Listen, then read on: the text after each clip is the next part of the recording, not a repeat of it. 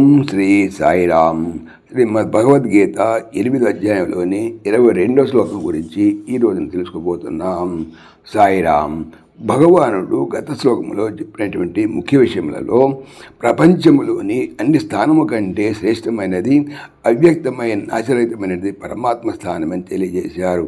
మరి దాన్ని పొందిన వారికి కలిగేటువంటి ప్రయోజనం ఏమంటే వారు మరలా జనన మరణాది సంసార దుఃఖమునందు ఎన్నిటికని తగులుకొనరు, మరలా జన్మింపరన్నారు.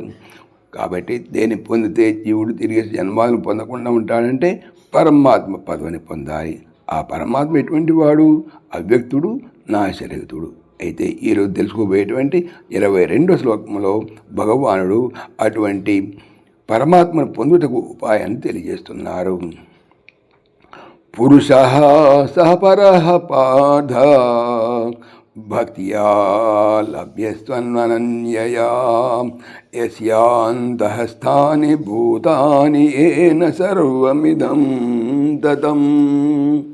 పార్థ, ఓ అర్జున, భూతాని ప్రాణులు, యస్య ఎవని యొక్క, అంతస్థాని లోపల ఉన్నవో, ఏన ఎవని చేత, ఇదం సర్వం ఈ సమస్త జగత్తును, తతం వ్యాపింపబడి ఉన్నదో, సహ పరః పురుషః ఆ పరమ పురుషుడు, అనన్యయ అనన్యమగు, భక్త్యాతు భక్తి చేతని, లభ్య పొందదగిన వాడు.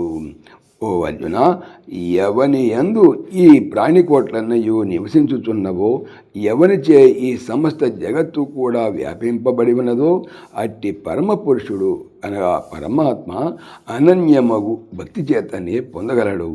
పరమాత్మక స్వరూపము, వారిని పొందేటువంటి మార్గము అనగా సాధ్య వస్తువు, సాధనము రెండూ కూడా ఈ శ్లోకములు తెలిపారు. సాయిరామ్.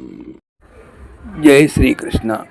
ఈ ఛానల్ సంబంధించిన పూర్తి వివరణ డిస్క్రిప్షన్లో చూడవచ్చును. జై శ్రీకృష్ణ. ఓం దేవకీ నందనాయ విద్మహే వాసుదేవాయ ధీమహి తన్నః కృష్ణ ప్రచోదయాత్. ఓం సర్వం శ్రీకృష్ణార్పణమస్తు. జై శ్రీకృష్ణ. జై జై శ్రీకృష్ణ. ఆత్మీయులకు మనవి, ఈ ఛానల్తో పాటుగా భగవానుడు అనంత మహిమల శ్రీ సత్యసాయి అనేటువంటి మరొక ఛానల్ను నా చేత చేయిస్తున్నారు. దీనికి సంబంధించిన లింక్ డిస్క్రిప్షన్లో చూడవచ్చు. సాయిరామ్.